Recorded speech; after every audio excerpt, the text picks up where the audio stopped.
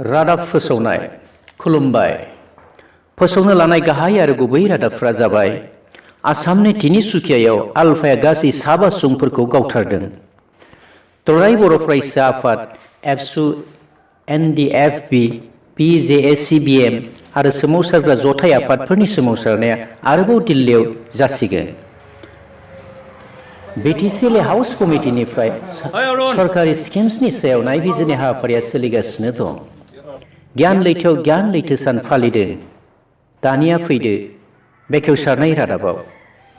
सोलिफु दाननि 1 नभेम्बर 2018 खालाराव आसाम तिनिसुकियानि धला मुंनि जायगायाव गासै 7 बाङालि सुबुंफोरखौ आलफाया गावथारदों। मिथिना मोननाय बादिब्ला जेबो दाय गैथारि सुबुंफोरखौ गावथारनायनि गुबै जाहोनानो जादों एनआरसिनि गुदुं बार बारनायनि थाखाय। बे बाथ्राखौनो जायगानि दुखुआव गोग्लैनाय गोरलै आजोला सुबुंफोरा साननानै लादों होननानै जोंनिसिम खौरां मोननाय जादों। बे दायजोंनो सरजाबनानै गोजाम आलफा जितेन दत्त आरो मृणाल हाजरिकाखौ पुलिस बिफाननिफ्राय खानाय जादों होननानै सुलुङाव बुंनाय जादों।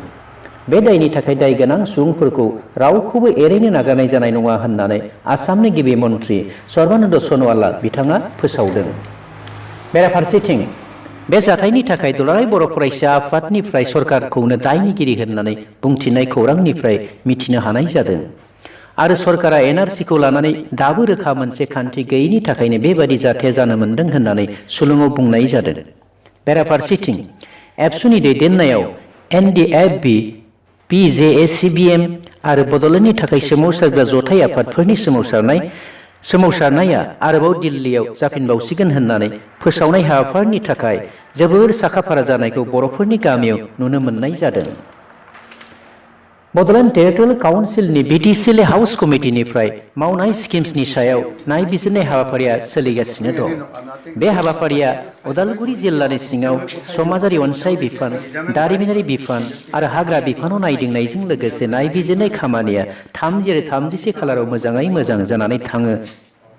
बे नायबिजिरनाय हान्जायाव दं MCLA Gautam Das, MCLA Rongora Narzary, MCLA Anip Basumatary, MCLA Ghanashyam Das, MCLA Maneswar Roy, MCLA Jatindra Nath Brahma, समाजारि अनसाय बिफाननि नेहाथारि आरो पिआरअ दिगन्त ब्रह्म चौधुरी लोगोसे हेफाजाब खालामदों जिल्ला थाखोनि बिफानारि मावदांआइसाफोरा। बाक्सा जिल्लानि सिङाव थानाय कक्लाबारनि गियान लैथो सोलोंसालियाव बेनि गायसनथाय सानखौ गियान लैथो सान महरै फालिनाय हाबाफारिया 1 नभेम्बर 2018 खालार खालि जानानै थाङो। बे गियान लैथो सान फालिनायाव एमसिएलए अनिप बसुमतारीयाबो बाहागो लानानै बेनि गाहामै गाहाम जौगासारनायखौ हास्थायो। बेनि हाबाफारियाव उन्दै उन्दै फरायसुला आरो फरायसुलिफोरनि गावनो गाव लिरनाय खन्थाइ आवरायनाय आरो मोसानाय जानानै थाङो। एसेनोसै, गोजोन्थों। अनिप बिबिसि।